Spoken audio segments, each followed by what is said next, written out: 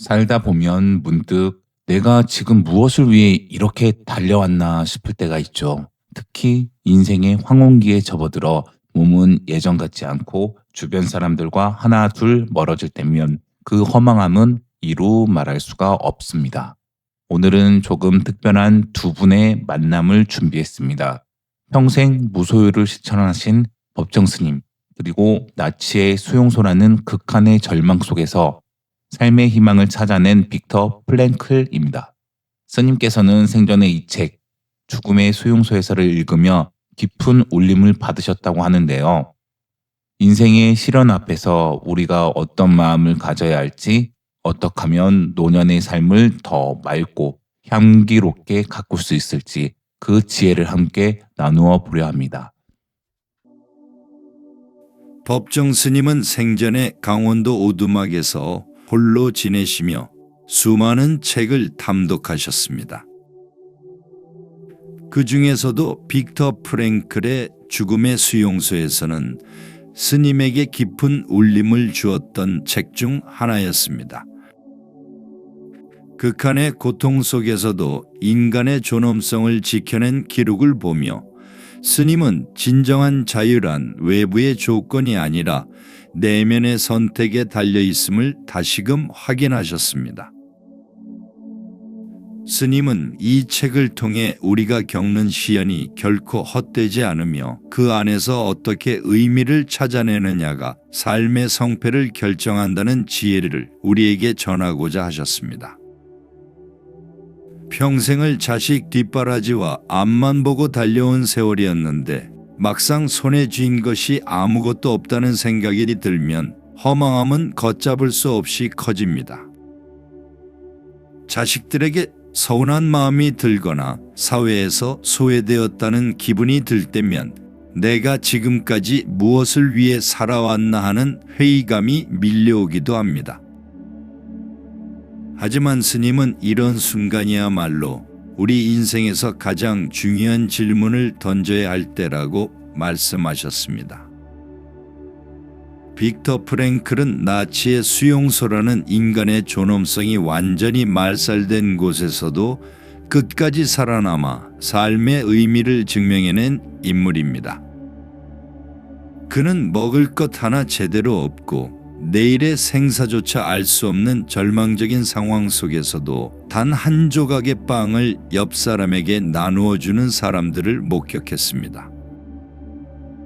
그들은 육체적으로는 갇혀 있었지만 마음만은 누구보다 자유로웠습니다.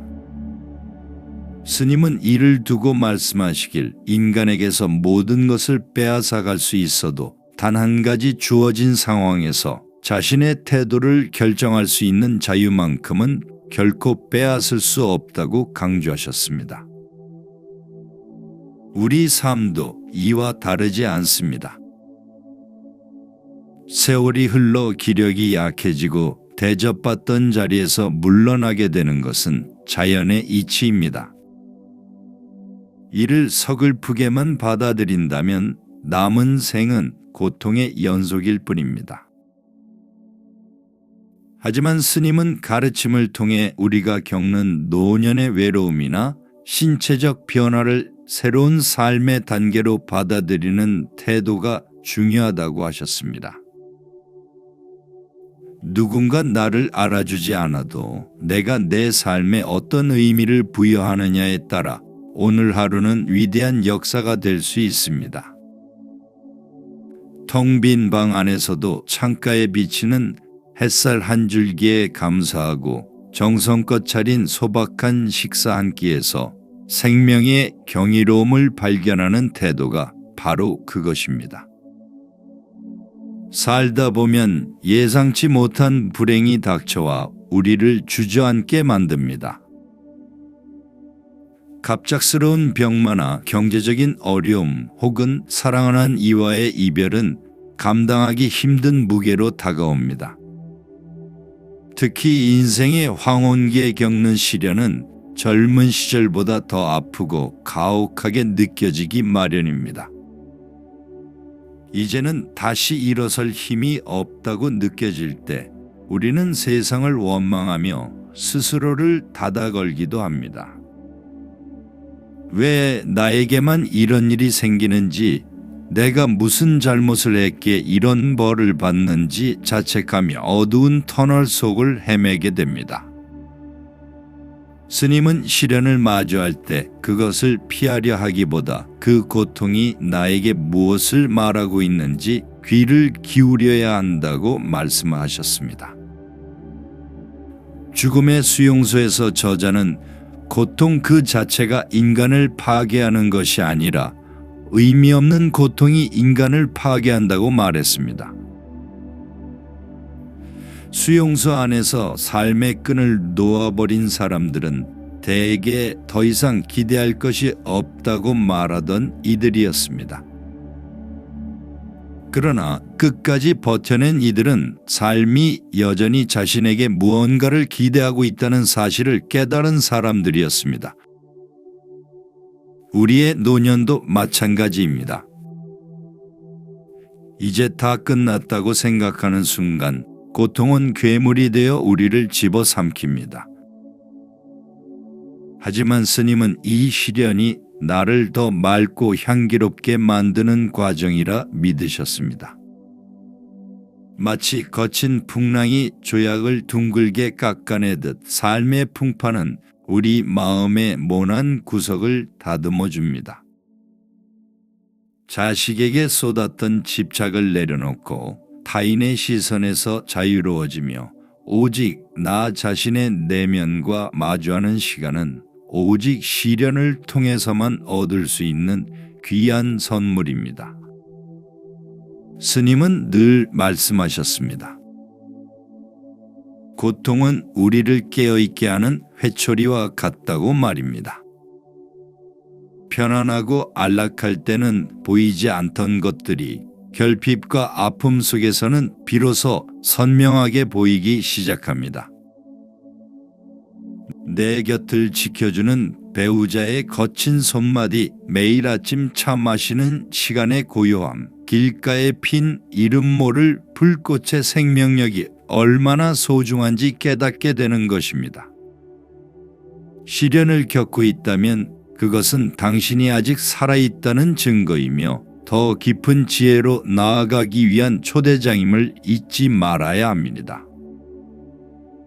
많은 이들이 과거의 영광을 그리워하거나 지난날의 실수를 후회하며 현재를 보냅니다. 내가 한때는 이런 사람이었는데 그때 그런 선택을 하지 않았더라면 좋았을 텐데 하며 이미 지나간 시간 속에 갇혀 살곤 합니다. 특히 기력이 쇠해진 노년에는 화려했던 젊은 날의 기억이 오히려 지금의 초라함을 부각하는 독이 되기도 합니다. 추억은 아름답지만 그 추억에 발이 묶여 오늘이라는 소중한 시간을 낭비하는 것은 안타까운 일입니다. 빅터 프랭클은 수용소에서 살아남기 위해 매일 아침 스스로에게 질문을 던졌습니다.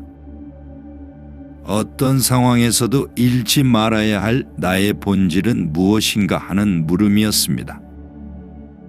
그는 과거에 자신이 대학 교수였든 저명한 의사였든 그것은 지금 중요하지 않다는 것을 깨달았습니다. 중요한 것은 지금 이 순간 내가 인간으로서의 품위를 지키고 있느냐 하는 점이었습니다. 법정 스님 역시 무소유의 정신을 통해 어제까지 가졌던 것들에 연연하지 말라고 가르치셨습니다. 어제 핀 꽃은 오늘 지기 마련이고 내일의 꽃은 아직 피지 않았습니다. 우리가 가질 수 있는 유일한 시간은 바로 지금 이 순간뿐입니다. 과거의 나를 내려놓을 때 비로소 현재의 내가 보이기 시작합니다. 자식들이 예전처럼 나를 우러러보지 않는다고 서운해할 필요도 없습니다. 내가 왕년에 얼마나 대단했는지 증명하려고 애쓸 필요도 없습니다.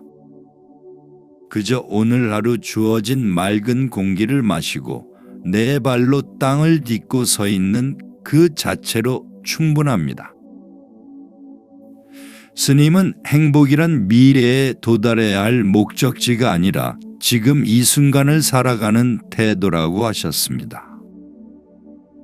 오늘 만나는 사람에게 따뜻한 말 한마디를 건네고 정성껏 주변을 정리하는 그 사소한 행위 속에 삶의 모든 진리가 담겨 있습니다.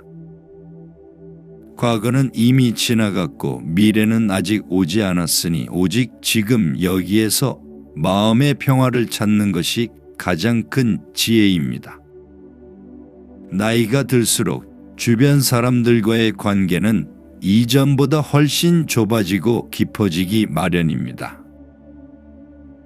오랜 세월 함께해온 친구나 평생을 뒷바라지한 자식과의 관계에서 오는 서운함은 그 무엇보다 큰 마음의 짐이 되곤 합니다. 내가 저들에게 어떻게 했는데 이제 와서 나를 소홀히 대하나 싶은 마음이 들면 가슴속에는 미움과 원망이 켜켜이 쌓여갑니다. 전화 한 통 없는 자식의 무심함에 밤잠을 설치고 모임에서 소외되었다는 기분에 하루 종일 마음이 무겁기도 합니다. 스님은 인간관계의 괴로움은 대개 내가 준 만큼 받아야 한다는 보상 심리에서 시작된다고 말씀하셨습니다. 빅터 프랭클은 수용소라는 극한의 이기주의가 판치는 곳에서도 타인을 위해 기꺼이 자신을 희생하는 사람들을 보았습니다.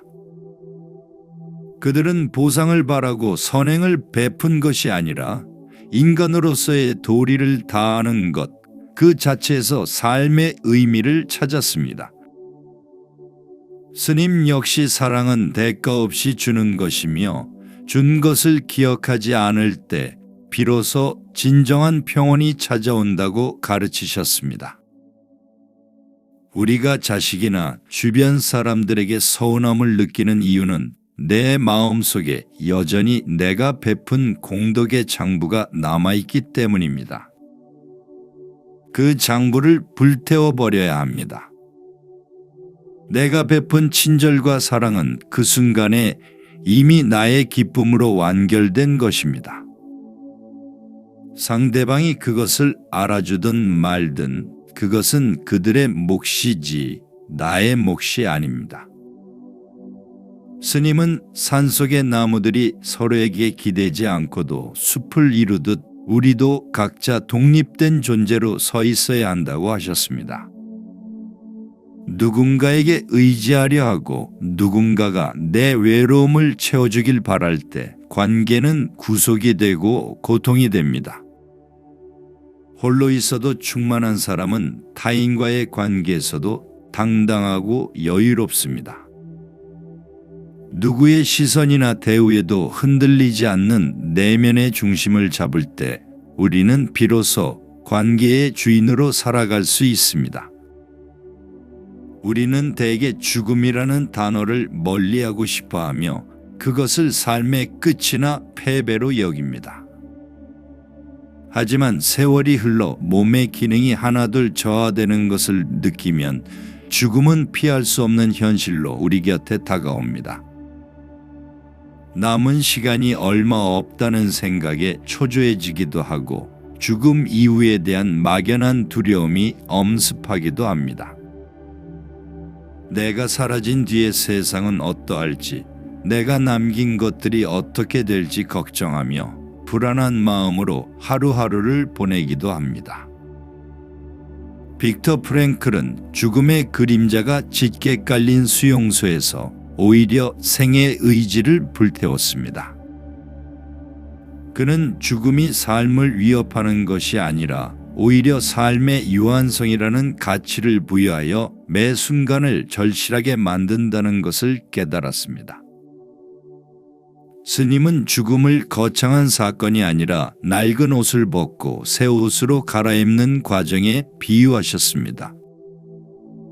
겨울이 지나면 봄이 오듯 죽음 또한 생명의 거대한 순환 속의 한 갈래일 뿐입니다. 스님은 평소에 죽음을 늘 곁에 두고 명상하라고 권하셨습니다. 오늘이 내 생애의 마지막 날이라고 생각한다면 과연 누구를 미워하고 무엇에 집착하겠느냐고 물으셨습니다. 죽음을 기억하는 삶은 결코 허무하지 않습니다. 오히려 오늘 만나는 사람에게 더 다정해지고 지금 마시는 차 한 잔의 향기에 더 깊이 감동하게 됩니다. 노년의 시기에 죽음을 응시하는 것은 남은 삶을 더 농밀하고 아름답게 가꾸기 위한 수행입니다. 두려움에 떨며 뒤를 돌아보기보다 내가 살아온 길에 감사하며 조용히 뒷모습을 갈무리하는 태도가 필요합니다. 스님은 생전에 아무것도 남기지 않고 떠나겠다는 약속을 몸소 실천하셨습니다. 우리가 떠날 때 가지고 갈 수 있는 것은 평생 모은 재산이나 명예가 아니라 내가 살면서 지은 맑고 향기로운 마음뿐입니다. 죽음을 평온하게 받아들일 준비가 된 사람만이 진정으로 현재를 자유롭게 살아갈 수 있습니다. 나이가 들면 누구나 필연적으로 혼자 있는 시간이 많아집니다. 가족들은 각자의 삶으로 바쁘고 친구들과의 교류도 뜸해지면 세상에 나 혼자 덩그러니 남겨진 것 같은 기분이 듭니다. 정적만이 감도는 거실에서 텔레비전 소리에 의지해 하루를 보내다 보면 고독이라는 괴물이 마음을 갉아먹기도 합니다. 이 외로움을 견디지 못해 억지로 모임을 찾아다니거나 자식들에게 전화를 걸어 하소연을 해보지만 돌아오는 것은 공허함 뿐입니다. 스님은 홀로 있는 시간이야말로 영혼이 성숙해지는 귀한 기회라고 말씀하셨습니다. 그분은 강원도 산골에서 홀로 지내시며 새소리와 물소리를 도반 삼아 충만한 고독을 즐기셨습니다. 빅터 프랭클 역시 수용소의 그 처절한 고립 속에서 내면의 성소로 도피함으로써 자신을 지켜냈습니다. 외부와 단절된 시간은 역설적으로 내면의 나와 가장 깊게 만날 수 있는 시간입니다. 우리가 느끼는 고통은 혼자 있기 때문이 아니라 혼자 있는 것을 두려워하기 때문에 발생합니다. 스님은 고독과 외로움을 엄격히 구분하셨습니다. 외로움은 타인에게 기대를 거는 마음에서 오지만 고독은 스스로를 닦아 세우는 즐거움에서 옵니다. 혼자 있는 시간을 어떻게 보내느냐가 그 사람의 인격과 삶의 깊이를 말해줍니다. 좋은 책을 읽고 마음을 맑게 하는 차를 마시며 지나온 삶을 조용히 관조하는 시간은 그 무엇과도 바꿀 수 없는 축복입니다. 누구의 방해도 받지 않고 오직 나 자신으로서 존재할 수 있는 이 시간을 기쁘게 받아들여야 합니다. 스님은 홀로 있을 때 비로소 전체와 하나가 될 수 있다고 하셨습니다. 내가 나 자신과 화해하고 홀로 서 있을 때 비로소 타인도 진심으로 사랑할 수 있는 여유가 생깁니다. 노년의 고독을 외로운 투쟁이 아닌 평화로운 안식으로 받아들인다면 우리의 남은 생은 이전보다 훨씬 고결해질 것입니다. 인생의 후반전에 접어들었음에도 우리는 여전히 많은 것을 손에 쥐고 놓지 못합니다. 젊은 시절 일구어 놓은 재산이나 사회적 지위 혹은 자식들에 대한 통제권까지 내 것이라 믿는 집착이 우리를 무겁게 짓누릅니다. 내 뜻대로 되지 않는 현실을 보며 분노하고 내가 가진 것이 줄어들까 전전긍긍하는 마음은 노년의 평화를 방해하는 가장 큰 적입니다. 내 소나기에 힘을 주면 줄수록 마음의 병은 깊어지고 주변 사람들과의 거리는 멀어질 뿐입니다. 빅터 프랭클은 수용소에 들어오는 순간 자신이 평생 일구어온 원고와 옷가지 등 모든 소유물을 빼앗겼습니다. 그는 아무것도 가진 것이 없는 알몸의 상태가 되어서야 인간의 본질이 소유에 있지 않음을 뼈저리게 느꼈습니다. 법정 스님 역시 무소유란 아무것도 갖지 않는 것이 아니라 불필요한 것을 갖지 않는 것이라고 누누이 말씀하셨습니다. 우리가 괴로운 것은 물건이 없어서가 아니라 더 갖고 싶어하는 탐욕과 가진 것을 잃지 않으려는 집착 때문입니다. 이제는 하나씩 덜어내고 비워내야 할 시간입니다. 자식의 인생은 자식의 몫으로 돌려주고 내가 가졌던 권위와 고집도 낡은 옷을 벗듯 내려놓아야 합니다. 비워진 공간에는 비로소 새로운 평온과 지혜가 차오르기 시작합니다. 스님은 크게 버리는 사람만이 크게 얻을 수 있다고 하셨습니다. 내 손을 펴서 쥐고 있던 것을 놓을 때 비로소 온 세상의 아름다움을 두 손 가득 담을 수 있는 법입니다. 가슴 한구석에 응어리진 채 남아있는 해묵은 감정들은 우리 영혼을 좀먹는 암적인 존재입니다. 오래전 나에게 상처를 주었던 사람이나 배신했던 동료, 혹은 나를 서운하게 했던 가족에 대한 미움은 시간이 흘러도 쉽게 사라지지 않습니다. 그들을 떠올릴 때마다 치밀어 오르는 화는 결국 상대가 아닌 나 자신을 태우는 불길이 되어 돌아옵니다. 용서하지 못한 마음은 무거운 쇠사슬이 되어 우리가 생의 마지막까지 자유롭게 날아오르지 못하게 가로막습니다. 죽음의 수용소에서 저자는 자신을 박해했던 간수들조차 증오의 대상으로만 보지 않으려 노력했습니다. 증오는 결국 가해자가 아닌 피해자의 영혼을 파괴한다는 사실을 그는 극한의 고통 속에서 깨달았습니다.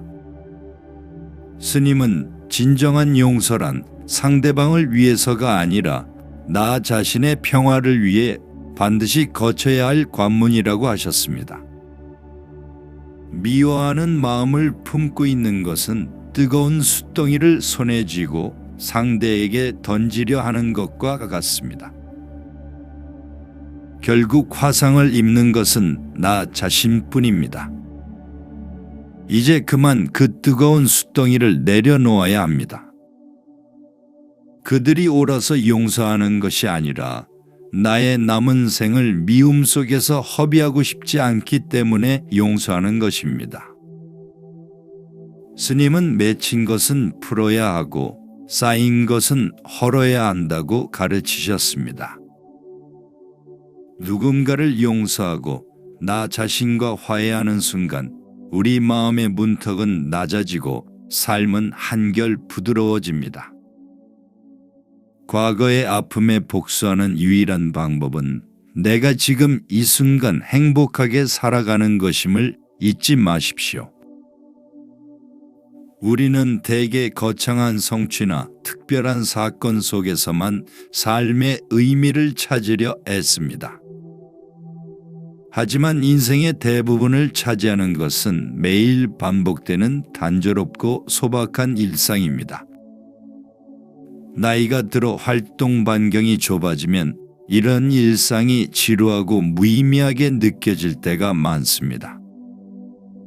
오늘이 어제 같고 내일도 별다를 것 없는 하루를 보며 삶의 활력을 잃어가기도 합니다. 빅터 프랭클은 수용소의 진흙탕 속에서도 지평선 너머로 지는 노을을 보며 경탄했습니다. 죽음이 코앞에 닥친 순간에도 한 그루의 나무와 마주하며 대화를 나누고 그 안에서 생명의 신비를 느꼈습니다. 스님은 오두막 주위의 풀 한 폭이나 이름 없는 꽃 한 송이에서도 우주의 섭리를 읽어내셨습니다. 진정한 돈은 멀리 있는 것이 아니라 우리가 매일 마시는 물 한 잔과 걷는 발걸음 속에 있습니다.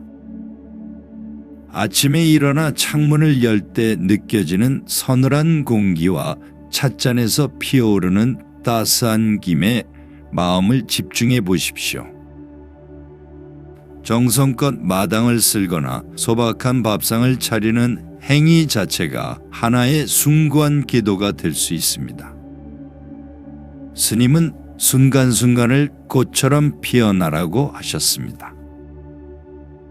내일의 걱정이나 어제의 후회에 마음을 뺏기지 않고 오직 지금 이 순간의 행위에 온 정성을 다하는 태도가 필요합니다. 삶의 기적은 어느 날 갑자기 일어나는 것이 아니라 깨어있는 마음으로 맞이하는 평범한 일상 속에 늘 존재합니다. 인생이라는 긴 여정의 끝자락에서 우리가 남겨야 할 것은 화려한 업적이 아니라 맑고 향기로운 뒷모습입니다. 어떤 이들은 떠나는 순간까지 더 가지려 탐욕을 부리거나 세상을 향해 삿대질하며 추한 모습을 보이기도 합니다. 하지만 스님은 생의 마지막 순간까지 단정함을 잃지 않으셨고 자신이 머물던 자리를 깨끗이 치우고 떠나셨습니다. 아름다운 마무리는 내가 가진 것을 기꺼이 나누고 남은 이들에게 따뜻한 위로의 기억을 남기는 일입니다. 빅터 프랭클은 시련을 겪은 자만이 가질 수 있는 깊은 통찰로 인류에게 희망의 메시지를 남겼습니다. 그는 인간이 어떤 상황에서도 의미를 찾을 수 있는 존재임을 온몸으로 증명해냈습니다.